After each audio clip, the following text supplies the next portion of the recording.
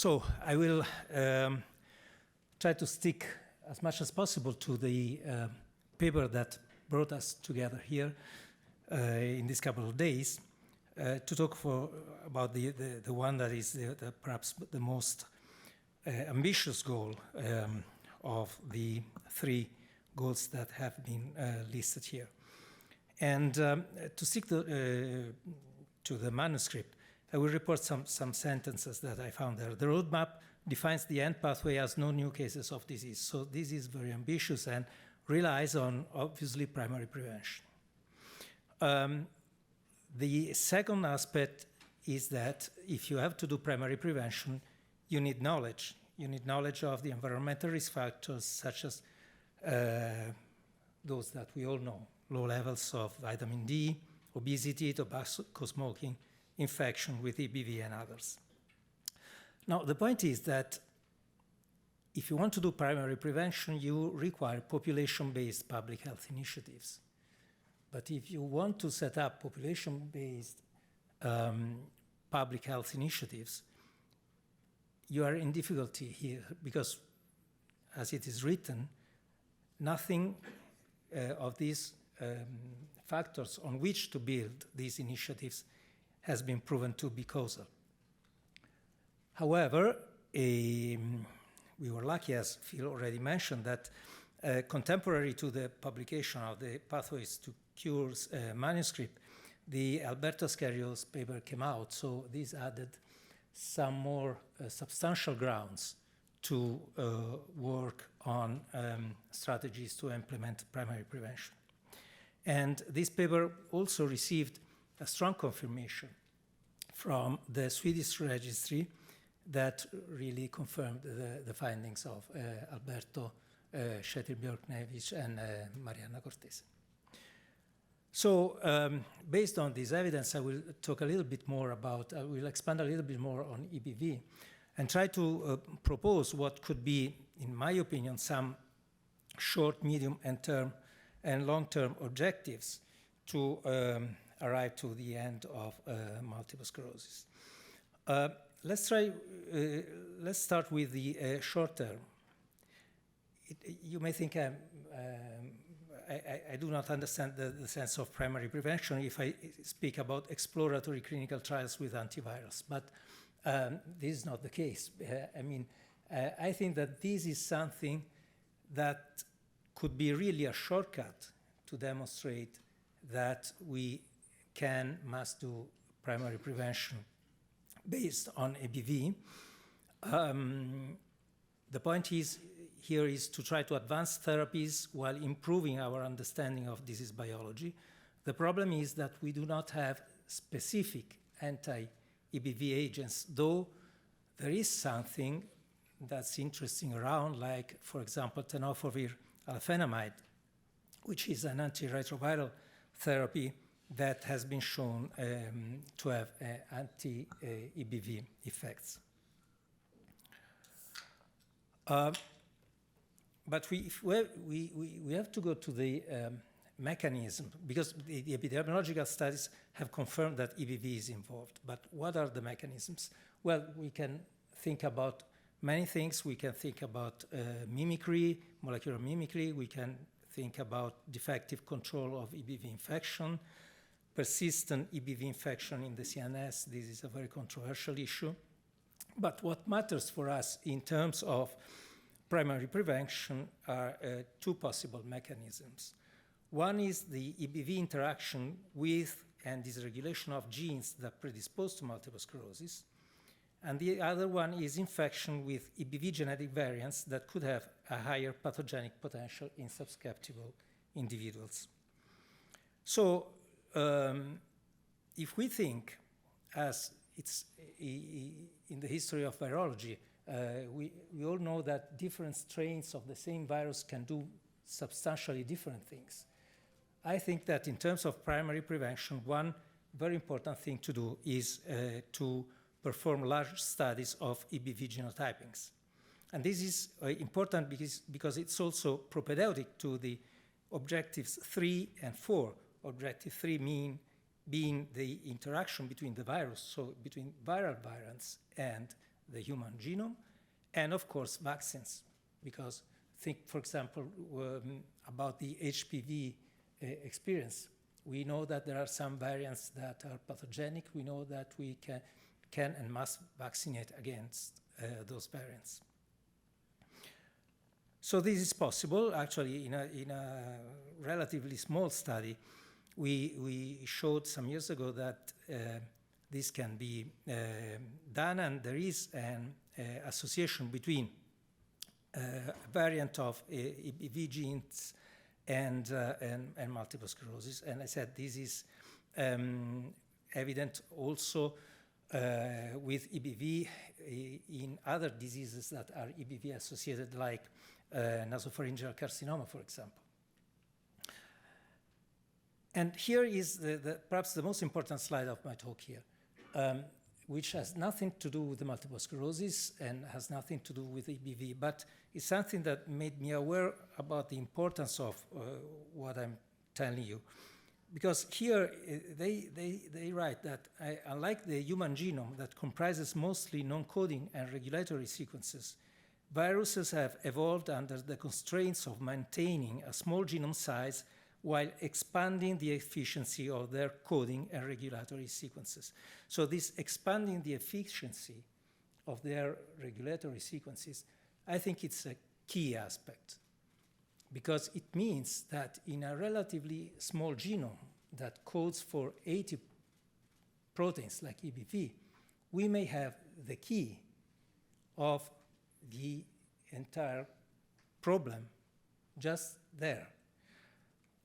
And this brings me to the third consideration, the interaction between human and viral genetics. It's a rational approach to understand MS genetics through the environment and vice versa. And it's propaedeutic to objective force, to the vaccines, of course. And the weakness is, as always, with when we talk about genetics and genetic data, is the lack of a precision phenotyping of multiple sclerosis. And just to show you how what I'm implying in saying so, we are, if you look at the two lenses of these glasses, look at the second one, the one on the right, yes.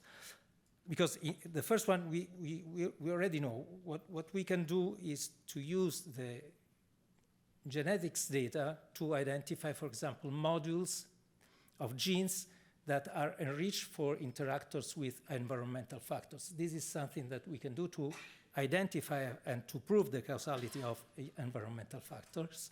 This has been done, and EBV, again, emerges as the one which has more modules associated with multiple sclerosis. But in the second lens, then we finally have EBV. And if it is true that EBV can modulate so many things so efficiently, we can easily, relatively easily, understand from EBV genetics which modules of the human genes are dysregulated then. Okay, it's a sort of artificial intelligence, or let's say biological intelligence, that we can use to understand and to organize the data that come from GWAS studies.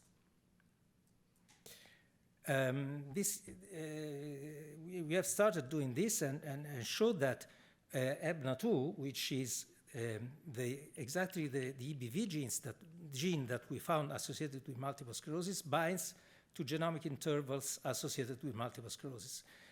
We published this on PLOS ONE, and we were very glad that this result was confirmed some years later on Nature Genetics by another group. And so this is really something that can be done and happens. Now, however, public health initiatives, again quoting the paper, are likely to help prevent other disorders and could be more effectively be advanced by collaboration and coordinations with other disease-specific advocacy organizations. So this brings us also to the other different and non-heritable risk factors. I think there is a broad awareness that obesity is not something that we want in the general population. And it's very clear on a biological basis, the link between obesity and autoimmunity, and therefore possibly also with multiple sclerosis.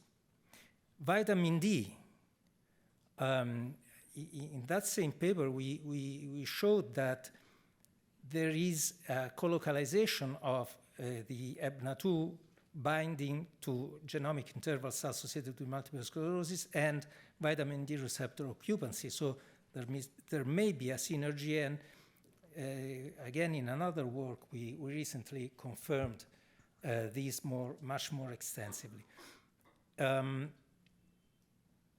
How this translates in epidemiological data is still controversial. In the possibility that there is or there is not an additive or multiplicative interaction between HLA, for example, and EBV, vitamin D concentration is still controversial, but there is possible biology behind this. So this is something that we still have to investigate. Yes, finally, vaccines. Vaccines are, of course, the possible solution, but we know that, for example, also with diseases like the pandemic of COVID-19, it's very, very difficult to enforce public health interventions of this kind.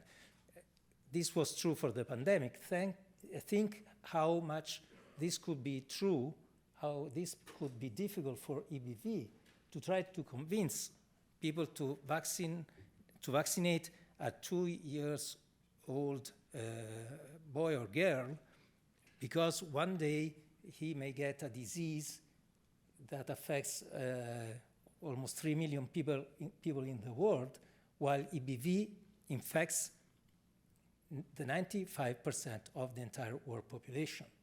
So this is why I insisted in the beginning that we need very solid data. Anyhow, this is a summary of what's going on about vaccines. There is the involvement of very relevant manufacturers, and recently also Moderna became interested in this, and there are trials that are published, trials that are ongoing and will be completed soon, other trials that will be completed in a couple of years. And also there are ongoing attempts with cytotoxic T cells against EBV, as you know, and other strategies. But anti-EBV vaccination, it may not be the only strategy, may be the most effective strategy, but as I said, not so easy to implement. Other strategies may be of interest, for sure less effective, but for example, we have experience with BCG vaccination in various trials in multiple sclerosis. But there is data in type 1 diabetes showing that in countries where the BCG vaccination has been done more extensively, there is some degree of protection also from type 1 diabetes, another autoimmune disease. So things are complex, that may be even more complex if we incorporate also another factor of immense variability, which is the gut microbiome that Sergio Baranzini showed us to be also involved. So things are really complex. There are no solutions ready. The only thing I think we should do, and Phil alluded to it also before, is to try to create new ecosystems that incorporate in an interoperable way clinical genetics, MRI data for people that are newly diagnosed with multiple sclerosis, and this is something that the Italian MS Society and its foundation is trying to implement in our country. Thank you.